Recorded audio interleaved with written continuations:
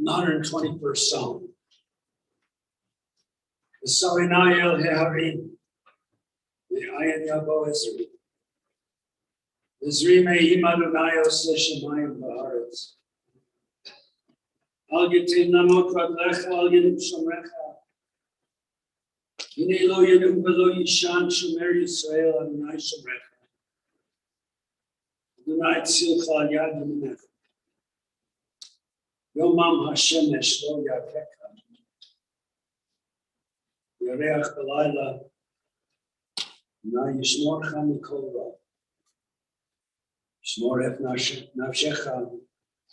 Adonai yishmor tzedka v'lecha me'atav yadonai. I will lift up mine eyes unto the mountains. What is the source of my help? My help comes from the Lord, maker of heaven and earth. God will not let your foot give way. Your protector will not slumber. Behold, the guardian of Israel neither slumbers nor sleeps. God is your guardian. God is your protection at your right hand. The sun will not strike you by day, nor the moon by night. The Lord will keep you from all evil. He will keep your soul. The Lord will guard you going out and you coming in, this time forth and forevermore. Elohim, our God and God of all generations. Thou who governest all things with infinite wisdom and mercy, who guidest the destinies of all humankind. As a parent, you loved us and showered your blessings upon us. Therefore, we shall not murmur even when sorrow befalls us, but with humility and unfaltering trust, we shall accept your decrees. In joy and in sorrow alike, we praise your goodness, we acknowledge your justice. We remember that we are but strangers upon earth. Like a shadow, our life flees away. Help us, O God, to so walk in your sight, that when the few years of our earthly pilgrimage are ended, we may be ready to meet our end with tranquil mind. We look for comfort and strength. When one of our beloved is taken from us and a link is broken in the chain of love which binds us together. Though we walk in the valley of the shadow of death, we shall fear no evil, for thou art with us. Praised, O eternal our God, in all your dispensations. Sanctified be your name.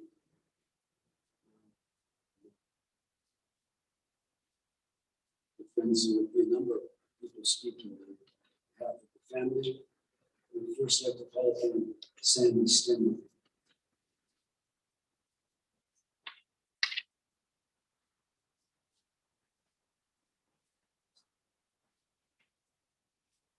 Thank you. Debbie asked me to speak on behalf of many of us who were blessed to call her our friend. She wisely did not ask me to sing. Debbie was a force of nature. She poured her heart and soul into her family, her friends, her work. Moderation was not in her vocabulary. Even after 10 months of chemotherapy, her distinct walk was easily recognizable. She was perfectly upright, her arms swinging rapidly in sync with her rapid pace. She brought this determination and vibrancy to every part of her life. As friends, she shared with us how grateful she was for her loving and supportive husband, John, her life companion. She adored her children, Lauren and Brian, their spouses, Scotty and Patrice, and her 5 grandchildren, Lily, Tessa, Emma, Noah, and Davis. Debbie had so admired John's mother, Elizabeth, and her relationship with Lauren and Brian. She modeled her relationship with her own grandchildren after Elizabeth, who was loving, attentive, and exposed them to the natural world and art. Debbie's art projects with her grandchildren were legendary. They range from gnome gardens to intricate doll houses and elaborate Adirondack art projects. She taught us all how to be present in our grandchildren's lives.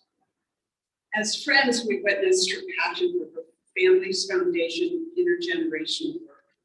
Debbie and Rachel worked together to build a collective of organizations that continue to advance intergenerational work. She was inspired by the work, the people she worked with, and the generations who benefited from the work. As friends, we were the recipient of her generosity. Debbie believed in us despite our flaws and trusted us with her friendship. Debbie was honest and direct. One did not waste time wondering what she thought. She always just told you. Debbie listened and processed life events with her friends, often while kayaking in the Adirondacks that she loved so much, or bicycling at a fast pace around Cherry Creek Reservoir. I still smile recalling one ride in which Debbie explained a situation in which she and John did not agree. After allowing her to tell the elaborate story on the uphill portion, I looked at her and I told her, I'm siding with John on this one. Debbie shook her head in disbelief and then laughed heartily and thanked me. She returned the favor to me and to many of her other friends many times. Even as if friends we could not solve our problems, we could always laugh together, which helped immensely. So goodbye, our dear friend. Thank you for your love, your companionship, your strong spirit, and your laughter. We will so miss you, and we will continue to depend on your strong spirit to be our guide through life. Thank you.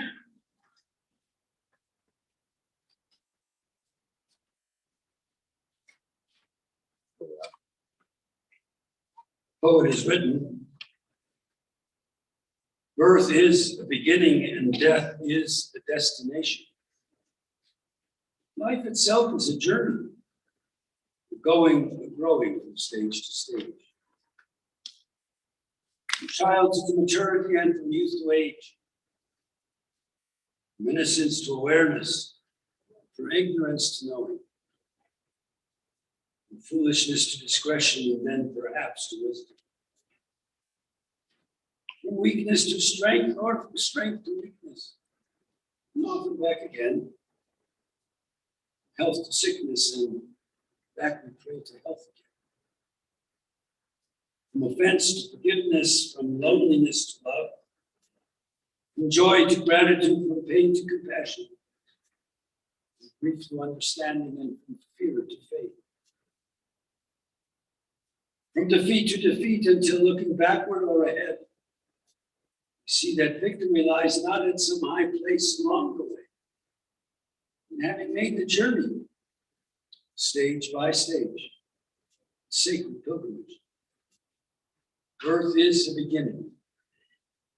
Death is a destination. Life itself is a journey. Sacred pilgrimage made stage by stage. From birth to death, life that is everlasting. Now it's my privilege to call upon Rachel Cohen to share some words again.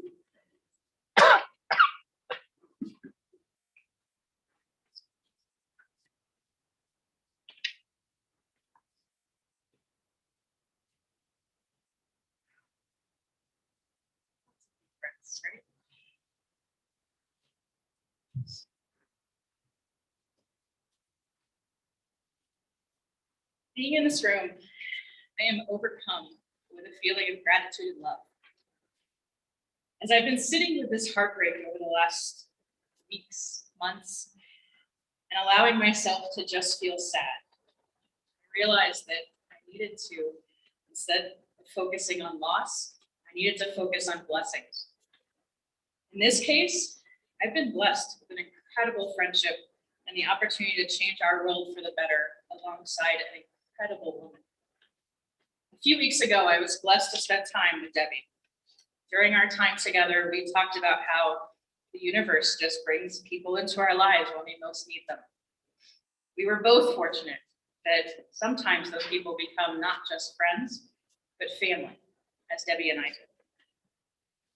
For 10 years before our paths even crossed, Debbie was meeting with lots of different Jewish organizations all over Denver, talking with them about her concerns that older adults, as they leave the traditional workforce, were getting lost and disconnected and disrespected. Through her own values and life experience, she knew the joy of connecting with younger people.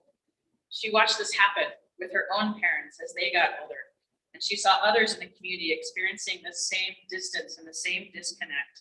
She was driven to do something about it. That vision for connection and relationship across ages ran deep for Debbie. So deep, in fact, that every time she talked about it, she would cry. And if any one of you had the pleasure of sitting there and listening to that passion, you know what I'm talking about. And you probably also had tears in your eyes because her passion was so real. Debbie was advised after those 10 years of really amazing conversations that she needed more support to translate that vision into reality. She knew that every single one of those organizations that she spoke with had to work together, could not do it alone. And they needed to do a lot more if we were actually going to see change. And that's when our paths crossed.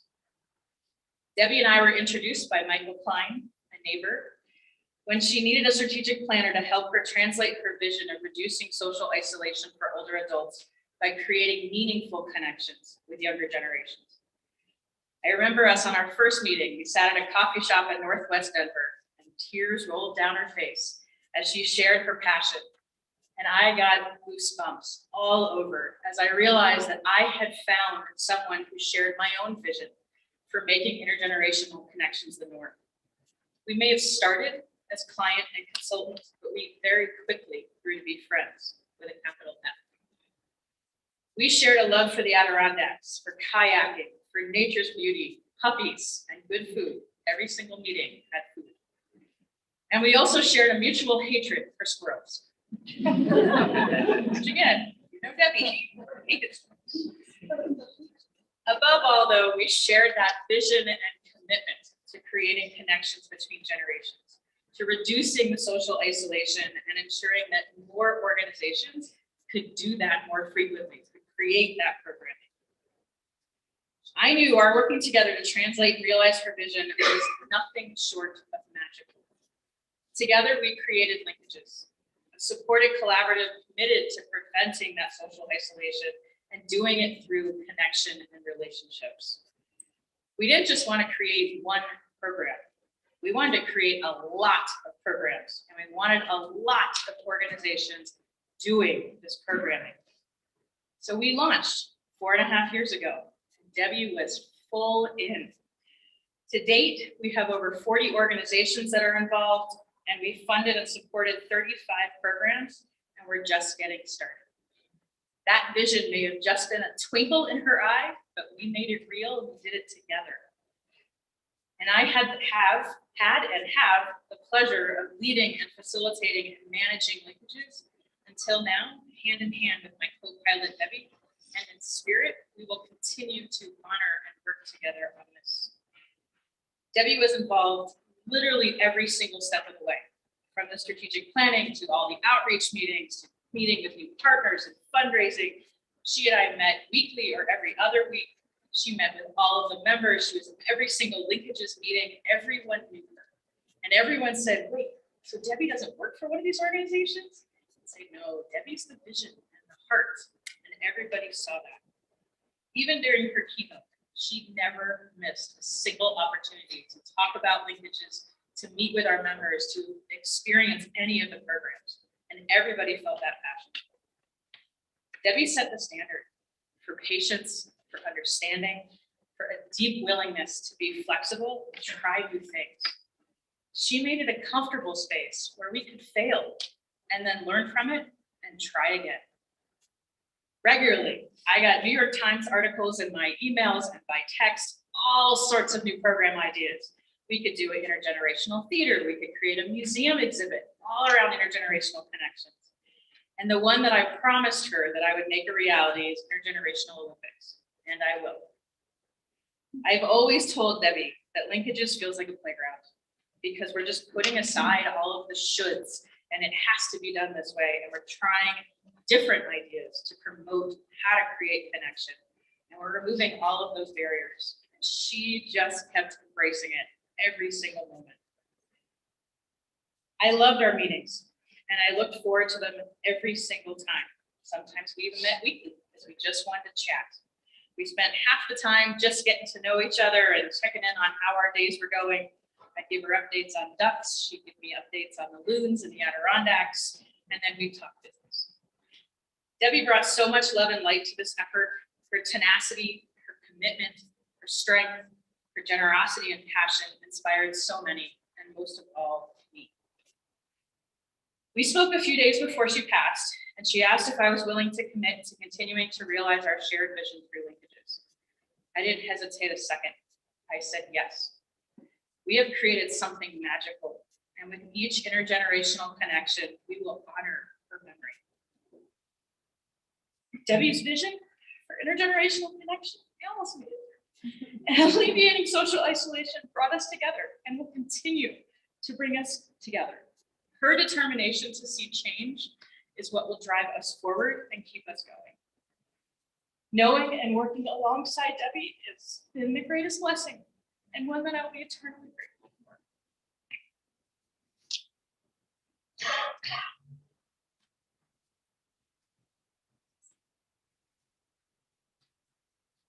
Thank you, Rachel.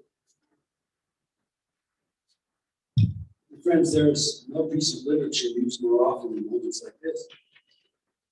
The words of the 23rd Psalm. Often people ask, why is that so?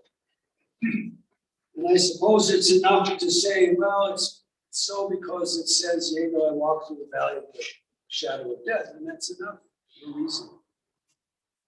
But I learned a long time ago from one of my teachers.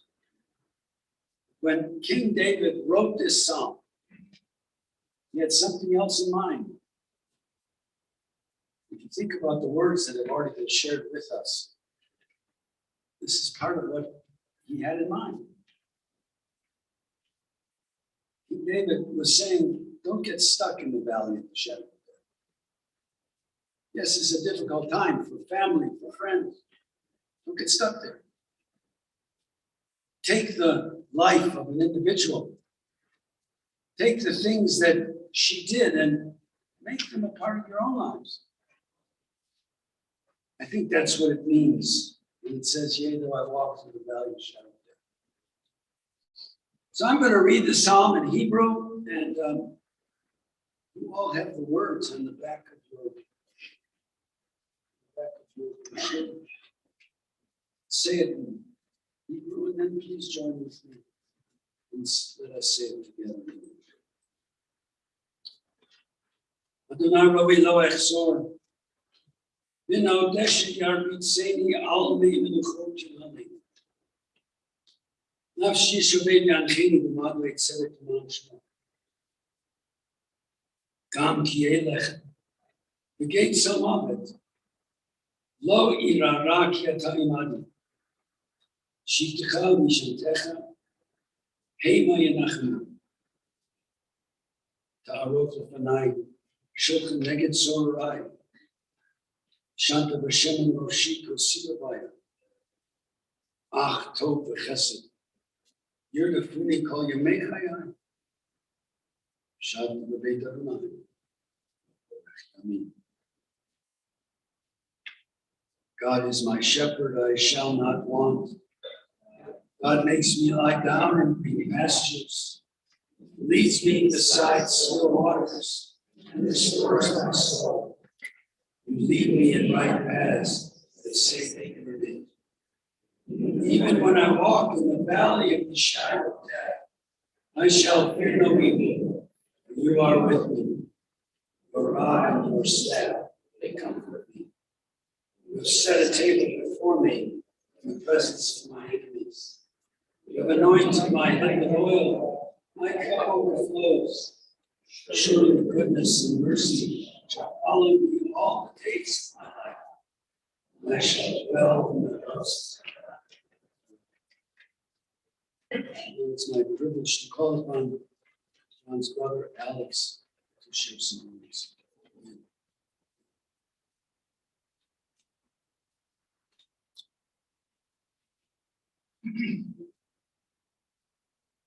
The program lists me as Alex Aleinikoff. People, the first two rows know me mainly as Tommy for reasons we can describe it another time.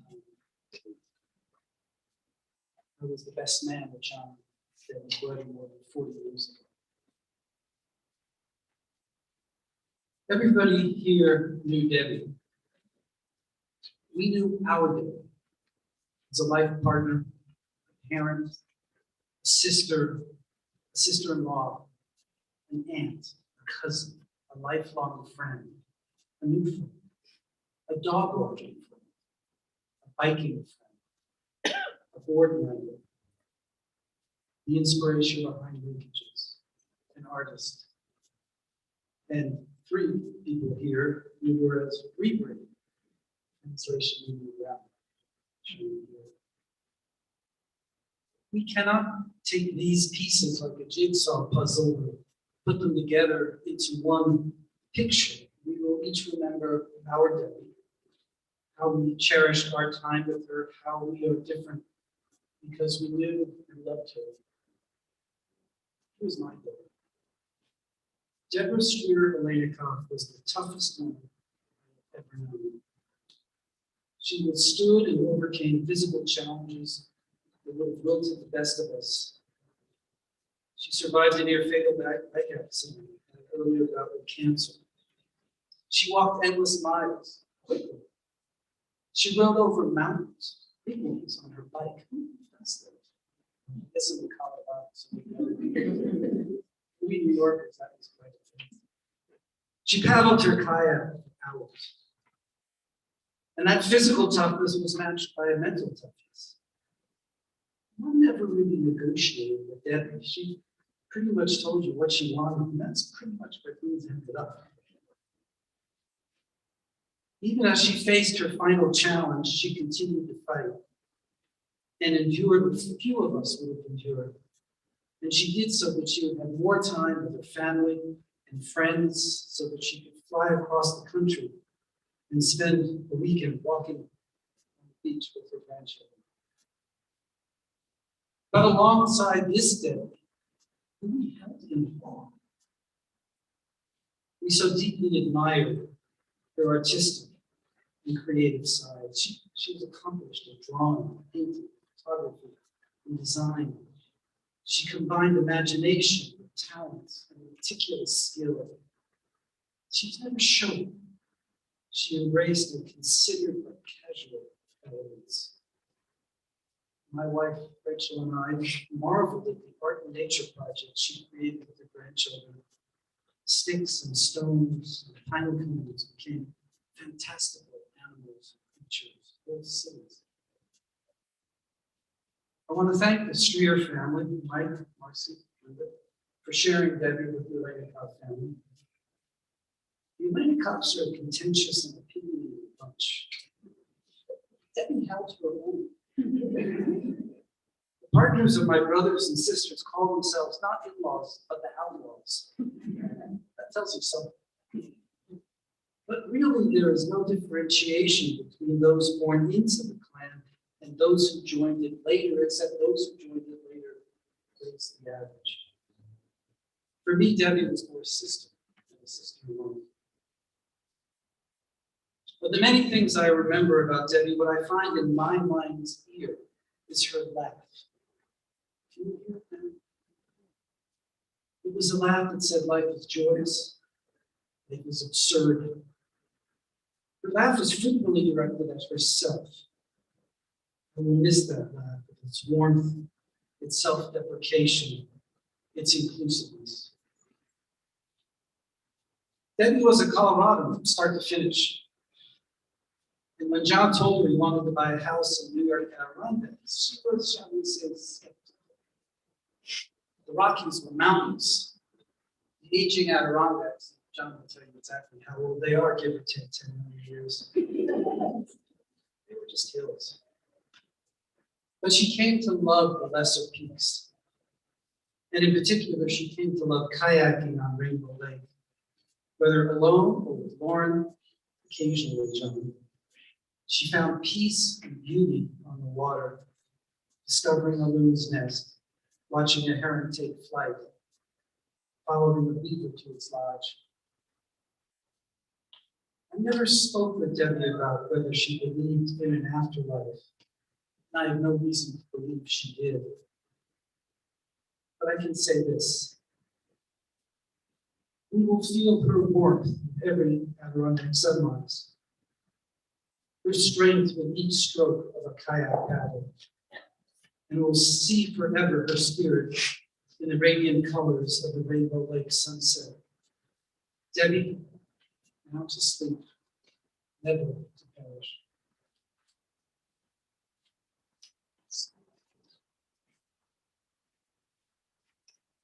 Is that Tom or Tommy?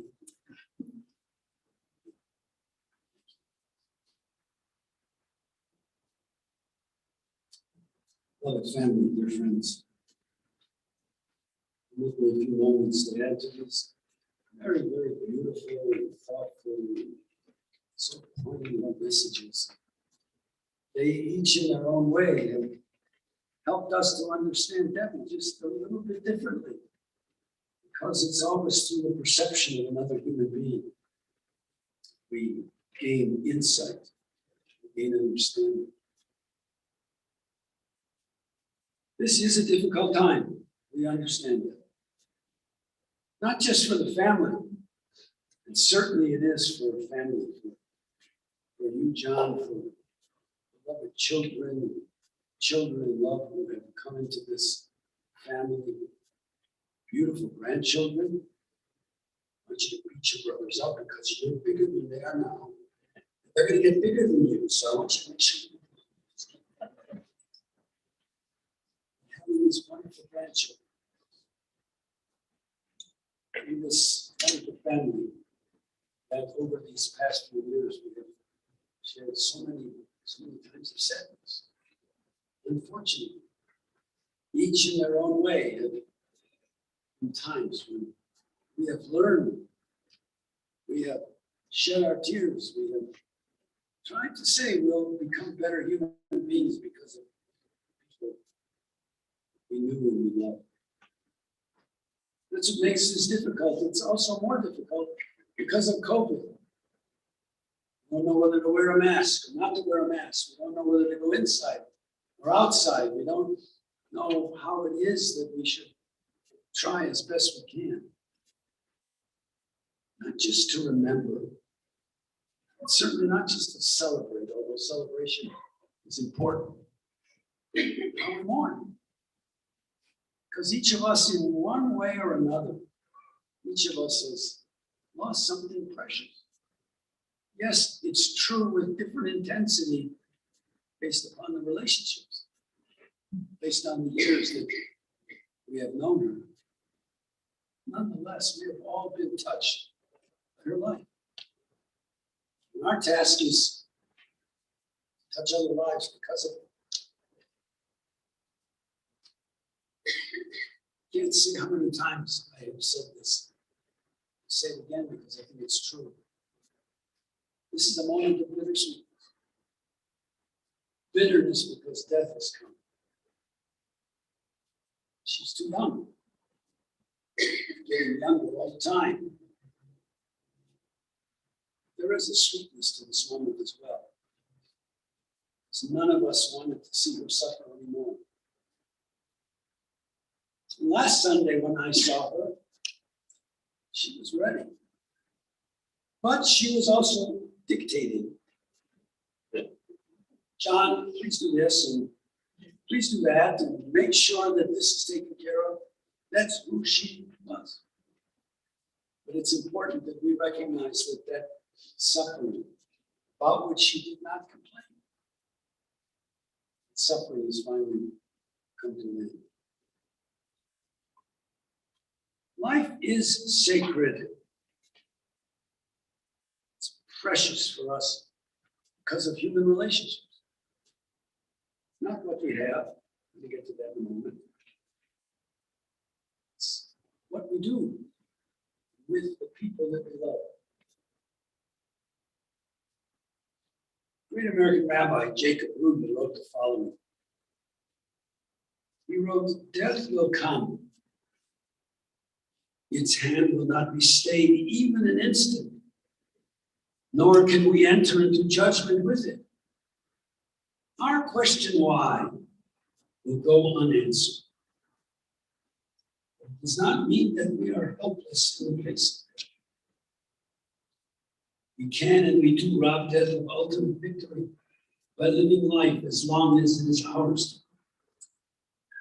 To ask of death that it never come is futile, but it is not futility to pray that when death does come for us, it may take us from a world, one corner of which is a little better because we were there. We are dead and people weep for us and grieve. Let it be because we touched their lives with beauty and simplicity. Let it not be said that life was good to us, rather that we were good to life.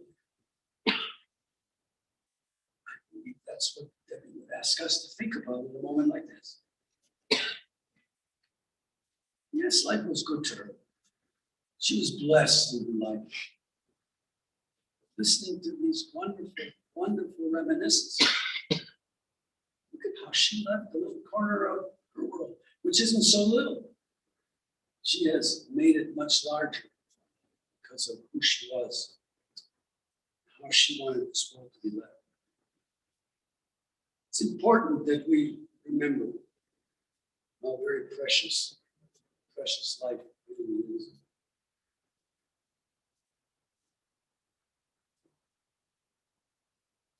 You all remember Maury Schwartz? You all remember Maury Schwartz? Maury Schwartz, Tuesday mornings with Maury. Yeah, now you said now. As soon as I said Tuesday mornings, you know Tuesdays. But Tuesdays with Maury. Maury Schwartz, great philosopher, said the following. He said, once you learn how to die, that's when you learn how to live. And I think in some ways, that is who Debbie Aleinikoff is. She was on that brink many times. And each time that she came back, she understood what she could do to make the world of which she was a part a little bit better by her presence. She understood that 70 years or 50 years or 120 years, it's time. It's time that we have to make important. If we have to understand how to live, because we are not going to live forever. For this family and for all of us who are here today, we're here because we cared about her, we're here because we're sad. There are tasks for each of us. First, especially for this family, there's a task to grieve. To put those tears away. Have to shed them. Have to understand that life will not be the same. It will be different. So we have to grieve. Secondly, I think we all have to wonder. There are maybe 200 of us, a little more here right now. Somebody said to any of us, what's going to happen when I die? To be honest with you, I think we have 200 answers. All a little bit different. It's okay. I think we have to wonder about what it means to die. I think we have to understand that it means perhaps something different to each of us. We really don't know what's going to happen because we've not been there and we're not anxious to find out either. But the truth is, we ought to live our lives based upon the fact that we have a sense of something or of nothing. It ought to move us in some direction. think that's what it means to wonder. There's a task for each of us to wonder. Third task for all of us is to remember who she was and how her life intersected with our own. And again, there are going to be differences. I have to be honest with you, I was a little afraid. I've been here 27 years. Excuse me. I was 27 when I came here. I'm older than I'm 28 now. I've known her for almost 52 years. She could be intimidating. Why are you laughing? It's true. We all knew her differently. I love the idea that she took that creative thought of hers and created something very special in this world. And it will go on. It's because of her determination. Remember how her life intersected with our own. We have to remember her highest goals, not her lowest. Who she wanted to be in her highest moments of life. That's our task. Lastly, and I say this especially to the three of you, grandchildren, share this with your brothers when they get older. I think our real task is to emulate who she was. It's not enough just to look at her, look at what she did and say, oh, that was great. Unless we decide we're going to take some aspect of her life, make it a part of our own. That will help to give her a sense of real immortality. So what was her legacy? Oh, it was in giving. There's no question about that. It was in working. She gave freely of what she thought, not just of what she had, but she thought. Because she thought that if she gave of that, others will learn from it. And I think some of us did. She was honest. Very honest. Sometimes too honest. Sometimes honest to a fault. It's okay. That's who she was. That was her integrity. It's a part of who she wanted to be. She was intense. Sometimes we talk about people being complex. We as human beings are all complex. But she was complex to the nth degree. Everything was important. She cared about what was going on in this world. She had intense social antennae, especially for women's issues, because she struggled in her early life to live in this world as a woman, even though she had to live in a man's world. She taught many lessons because of that. Advertising isn't easy, even for men, I would suspect. But for women,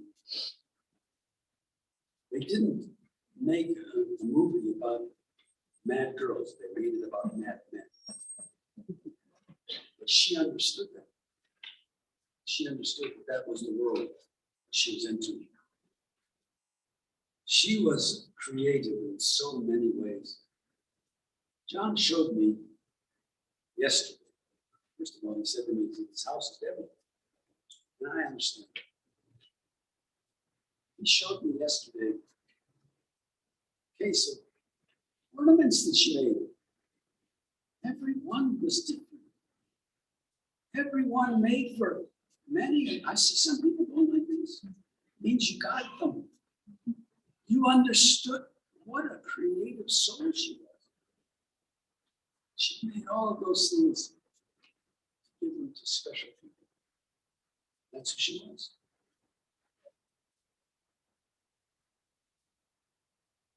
So especially proud of her intergenerational work as we pray. And that's something that will last for a long time. She had that great sense of humor. And yes, it was self-deprecating sometimes. She could also laugh.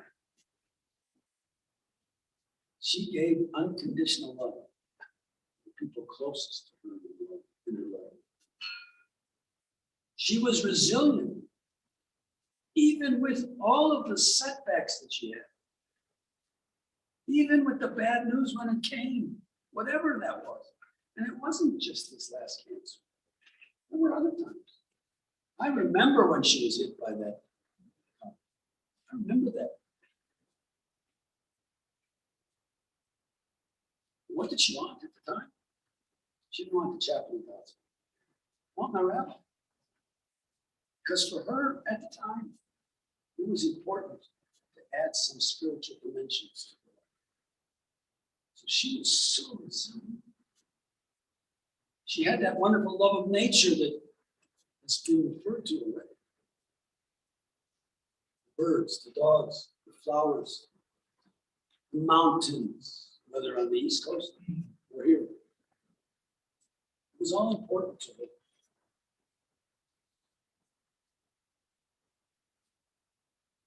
She appreciated all the realities of life. She understood what was happening. She had a great love of travel. She had a great love of good food, and she was a good cook. Son-in-law said to me yesterday, "No, I have to talk about my mother. She was a person who understood quality. It's not quantity, it's quality. It's how things were, how they could be better. Great love for siblings. And this family, all these years. Close, and yet distant sometimes from one another. They had such a special love for one another. She wanted her loved ones to know that she cared. She gave letters to many of them just before she died. Tell them what's most important to her, what she wants them to remember. End of life. Sad for her, and it was needed. She knew her life was coming to an end. There's no question about that. She said to me last week, the doctor told me 6 weeks ago, you shouldn't be here now. So she saw in those few weeks another opportunity to allow life to live a day one minute. She had deep pride in this family, not just love, but pride. Pride for her grandchildren.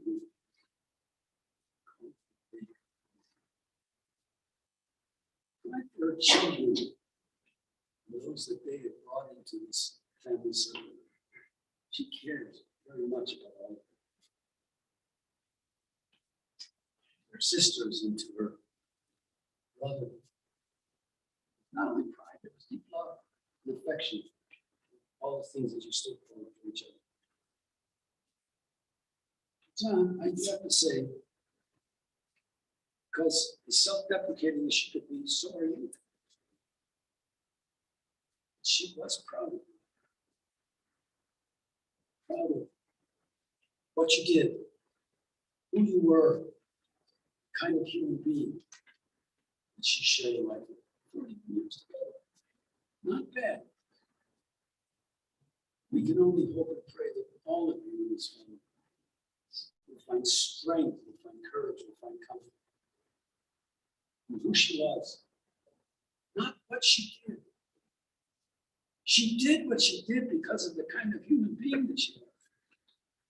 And that's what we need to keep in mind always. Not just about her, but for ourselves as well. Be the best human beings that we can be by doing the things that we love.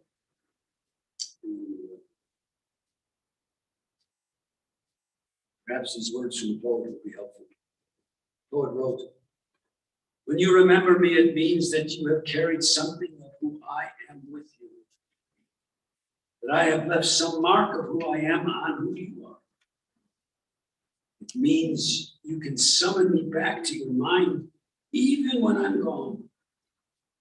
Still see my face, hear my voice, and speak to me in your heart.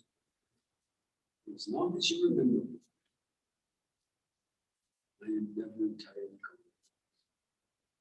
I believe the poet understands this. I can only hope and pray.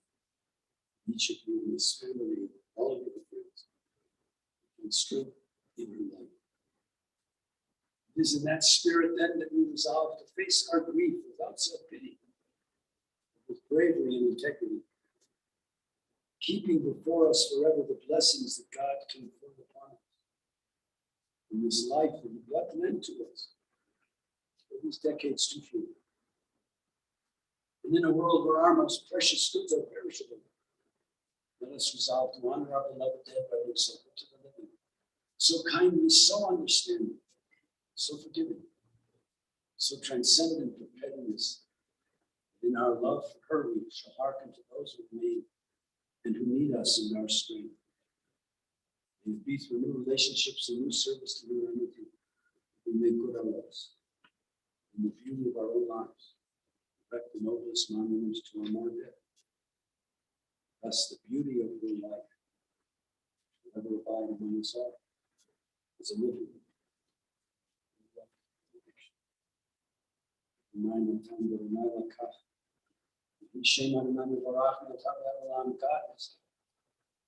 God is taking praise in the name of God. Let us all sing together.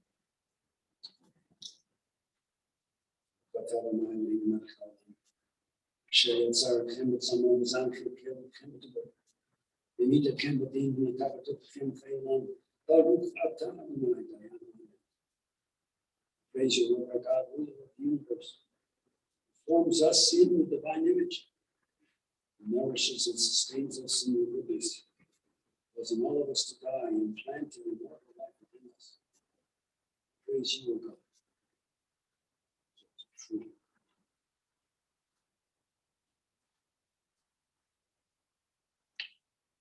That which was of the earth shall return to the earth. The Spirit itself returns to God again. It is only in the house of the Spirit that shall be laid in the earth. The Spirit itself cannot die. Here too our dear ones continue in the loving remembrance, those to whom they were precious. See the mercy of God, the soul of our beloved that will live. Grant her that everlasting peace which you have prepared for us in the world to come. Though no human eye has seen nor ear has heard, her mind has compassed them. Still it is our sure inheritance and our everlasting portion. I would ask you now, dear family and friends, to advise that we might recite together the words that have been held by centuries of our tradition, the words that have been filled.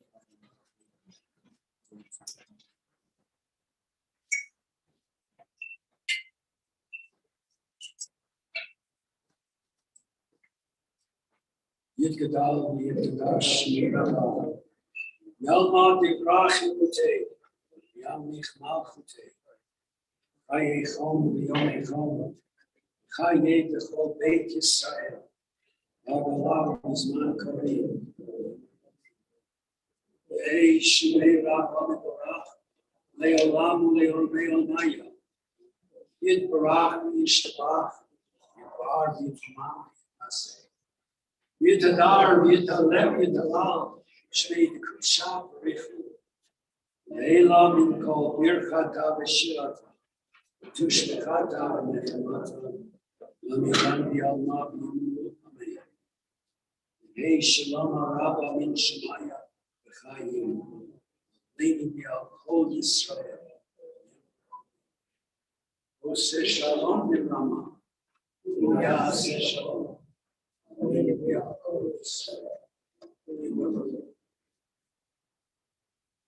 Ilmole rachamim shochim v'amramim. Mitzvei menucha mechon tachat kafei hashekhinah. In kadoshim tohorim kazor halakim maskelim. Et nishmat maya minsi. Ardu leib b'sor. Sh'v'chal olam. Father Rachamim, Yastirah B'Seita K'Nafal B'Elohim, Vayitzvor B'Tzvor Rachayim B'Mishnatam, Chalatav B'Tanach B'Shalom, Al Mishkav B'Elohim, God full of compassion to the spirit of the universe, and perfect rest in your sheltering presence. Debra, Aleinikoff, Zen 222. God of mercy, let her find refuge in your eternal presence. So be bound up in the bond of eternal life. Endow her possession.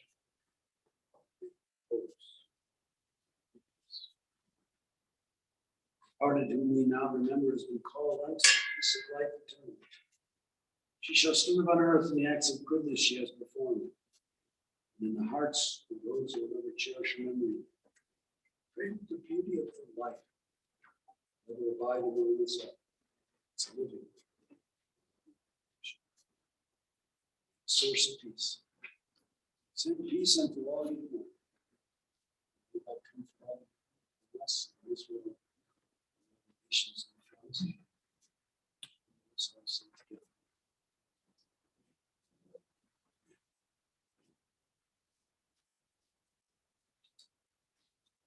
Ladies and gentlemen, that does conclude our service. The family would like to invite you to have a reception with them, just in the back of the room. If I could ask just for a few minutes, we're at the family just privately up here first. So please go ahead and start making your way to the rear of the room. Thank you very much.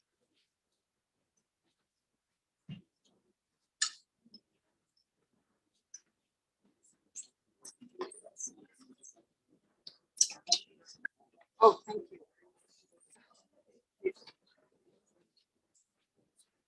What do you have?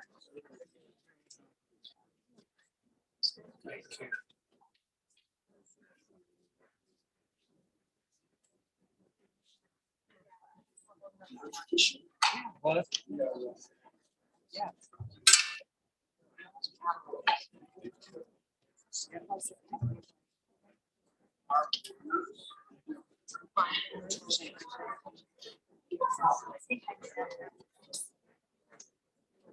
Oh, yeah.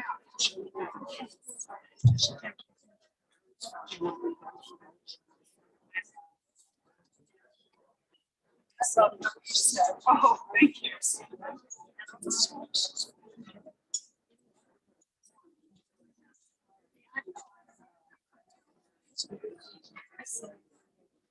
Felt like doing. Oh, is it doing okay? Yeah. Mine is fine. I show everything out. Yeah, everything's been good. I recovered in about 4 weeks. Not to drive for probably 7 weeks.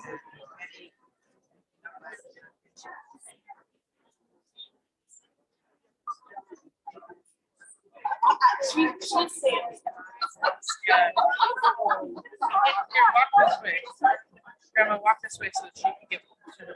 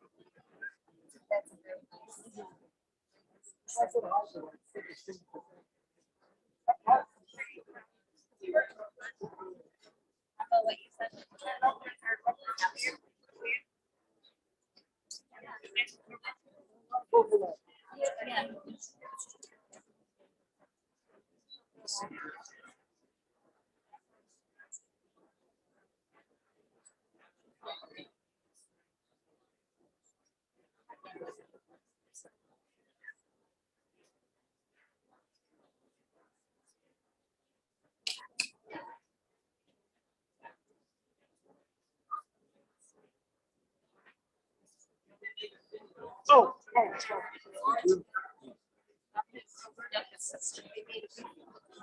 John's younger sister. I did not know that. And that's is that a sister too? That's a sister-in-law. Sister-in-law. This- Another sister, the other's not sister. It's nice that you're all.